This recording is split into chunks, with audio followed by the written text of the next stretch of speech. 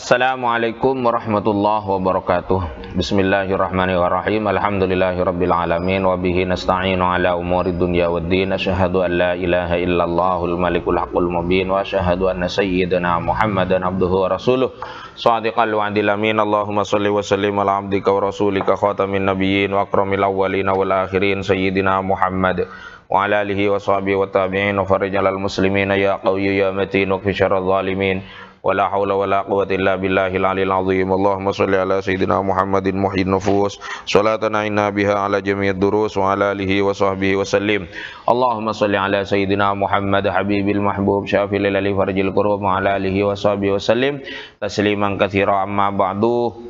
Waqala al-muallifu hadratus Syekh Muhammad Hashim bin Asy'ari Jombang rahimahullahu ta'ala wa anta alaina wa fadana min barakatihi wa asrarihi wa nafahatihi wa anwarihi wa ulumihi wa karamatihi bid darain amin.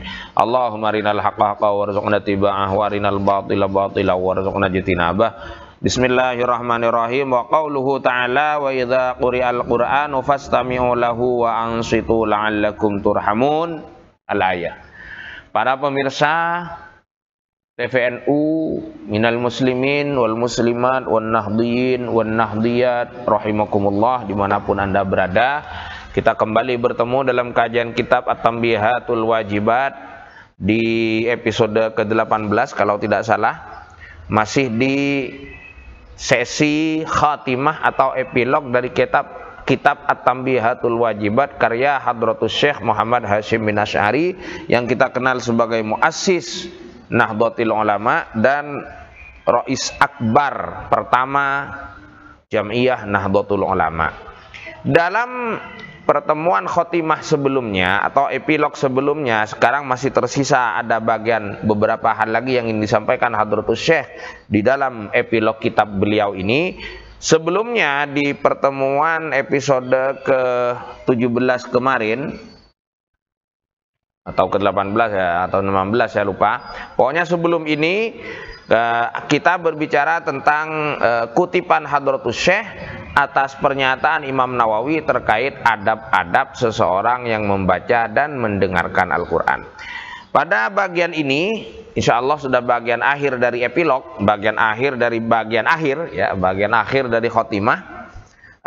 Hadratus Syekh menambahkan pembahasan dan menambah cakrawala wawasan bagi kita tentang bagaimana sebenarnya hukum diam ketika Al-Quran sedang dibacakan.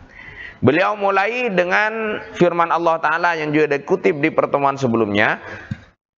Wa qauluhu ta'ala, adapun firman Allah Ta'ala, wa idza quri'al qur'anu fastami'u lahu wa ansitu la'allakum turhamun. Bahwa firman Allah Ta'ala ini ada di dalam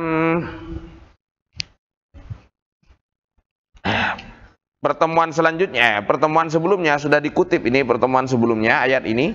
Jika Quran dibacakan, fastami'u maka dengarkanlah, wa ansitu dan fastami'u lahu dan maka dengarkanlah bacaan Quran itu, wa ansitu dan diamlah la'allakum turhamun. Imam Nawawi menyampaikan qalal Baydawiyuh, Imam Baydawi rahimahullahu berkata fi tafsirihi, di dalam tafsir beliau, di dalam tafsir Imam Al-Baghawi, yaitu yang dikenal dengan Anwarut Tanzil wa Asrarut Ta'wil. Imam Baghawi berkata fi tafsirihi wa zahirul lafzi yaqtadi wujubahuma.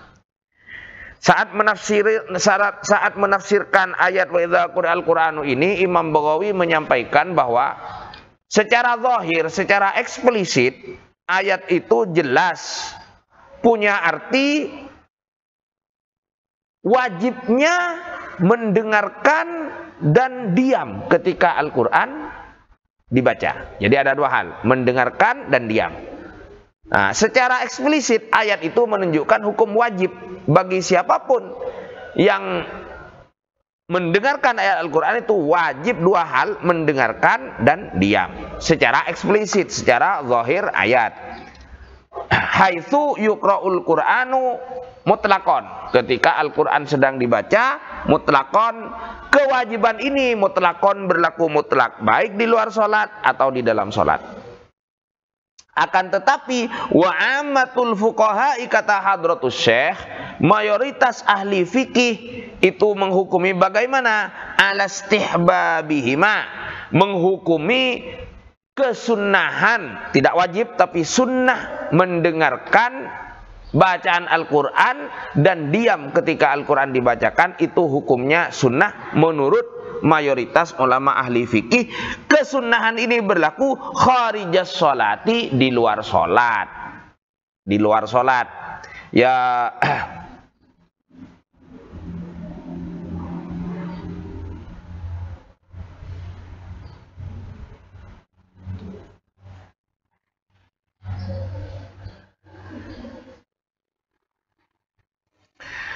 kalau di dalam sholat tentu sudah jelas. Kita berbicara pada saat imam membacakan ayat, kita sedang sholat, kita berbicara, yuk jelas hukumnya sholat kita batal, maka wajib diam. Seperti itu. Jadi ketika di luar sholat, kita sunnah mendengarkan dan diam ketika Al-Quran itu dibaca. Itu menurut ammatul fuqaha.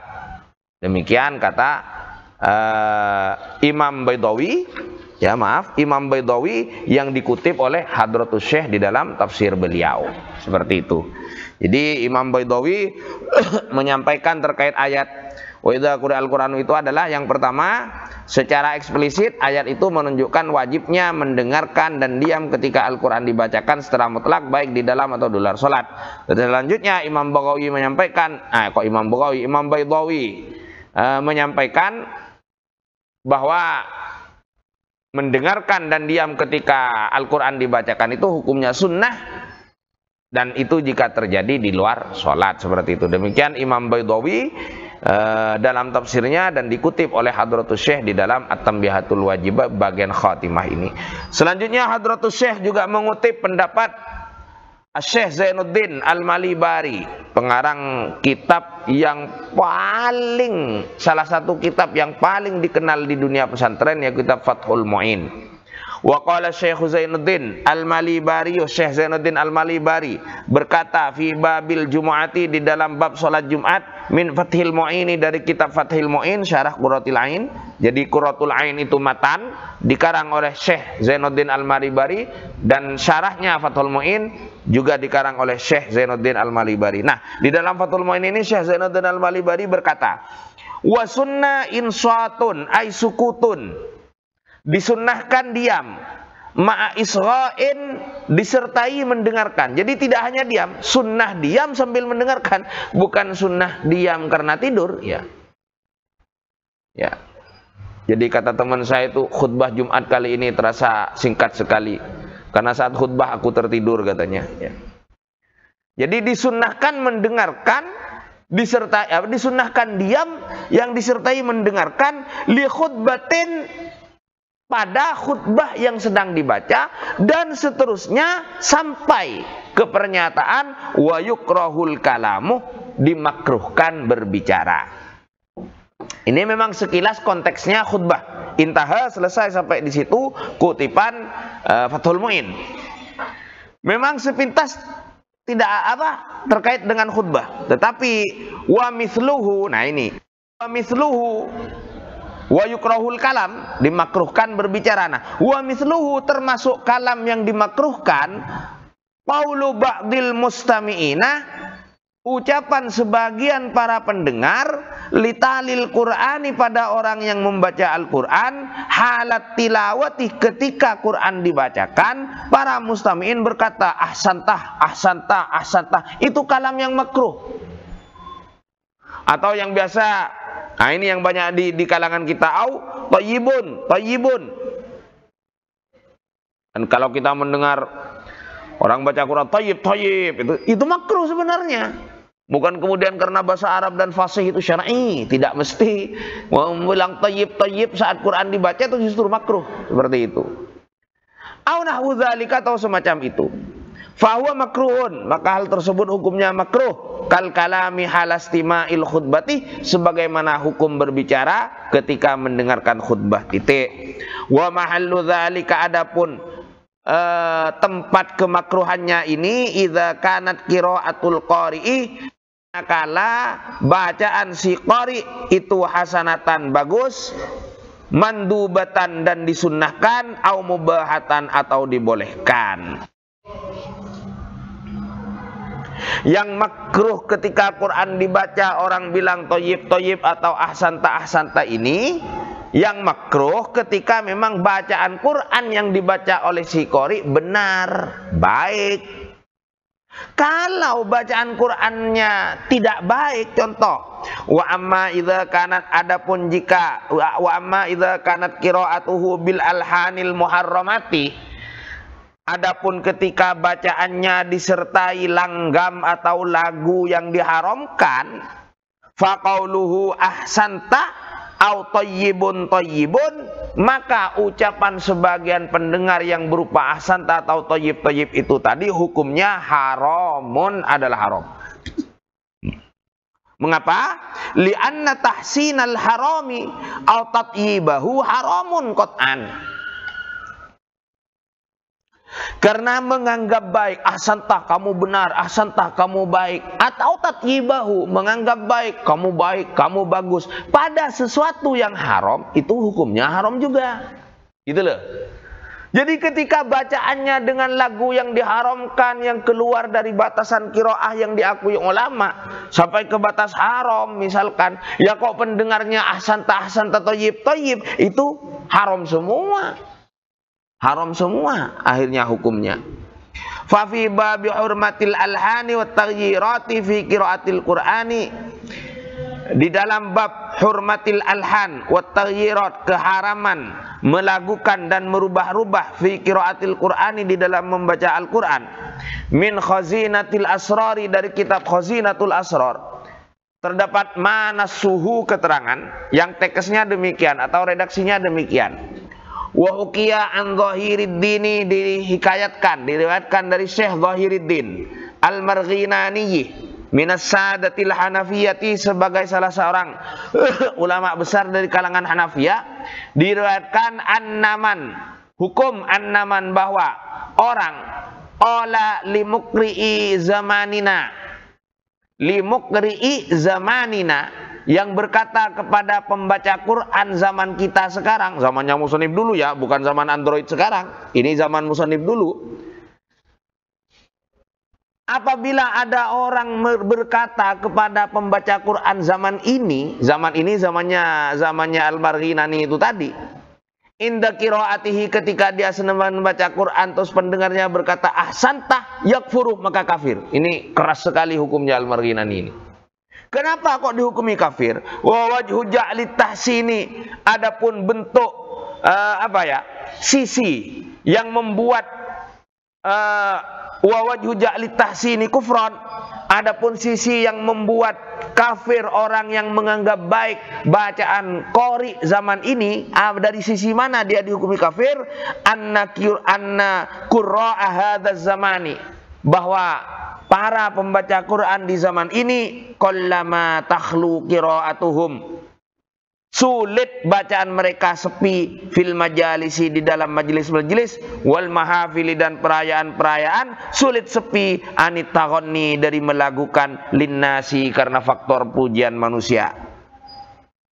Sulit sekarang, kata Al-Marghinani itu, para pembaca Quran itu sulit menemukan pembaca Al-Quran yang lepas atau bebas dari melakukan dengan disertai ingin dipuji. Maka ketika ada orang yang bilang ahsanta kepada qori semacam itu, si orang yang bilang ahsanta ini, menurut yang saya pahami dari ibarah yang dikutip Hadratus Syekh ini, adalah dihukumi kafir oleh Al-Marghinani. Lima kana haraman bil ijma' kana qat'iyan, karena apapun yang sudah disepakati keharamannya, maka itu menjadi pasti keharamannya. Nah, kemudian ini dikomentari, intaha, sampai di situ pernyataan Al-Marghinani. Pernyataan dalam kitab Khazinatul Asrar yang mengutip pernyataan Al-Marghinani. Selanjutnya Hadratus Syekh mengomentari hal itu, wa huwa indi mahmulun alal mustahilli lidzalika. Nah, menurut Hadratus Syekh, maaf, bukan Hadratus Syekh.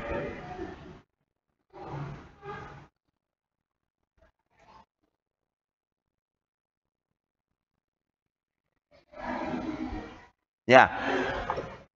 Ke hukum haram hukum kafir itu tadi indi menurutku kata Hadratus Syekh mahmulun alal mustahilli lidzalika, itu dimungkinkan atau diarahkan kepada orang yang menghalalkan sesuatu yang diharamkan secara ijma. Kalau sampai menghalalkan sesuatu yang diharamkan secara ijma, maka sampai ke taraf itu, maka baru dihukumi kafir, seperti itu. Berikutnya adalah tadnib. Sesi paling akhir dari kitab At-Tanbihatul Wajibat adalah tadnibun, dan insya Allah tadnib ini akan kita urai kembali, kita bacakan dalam pertemuan kita berikutnya. Semoga yang saat ini yang bisa saya sampaikan bermanfaat. Ila akhirih, wallahu a'lam bishawab. Mohon maaf dan mohon koreksi serta tasihnya. Wallahul muwaffiq ila aqwamit thoriq. Wassalamualaikum warahmatullahi wabarakatuh.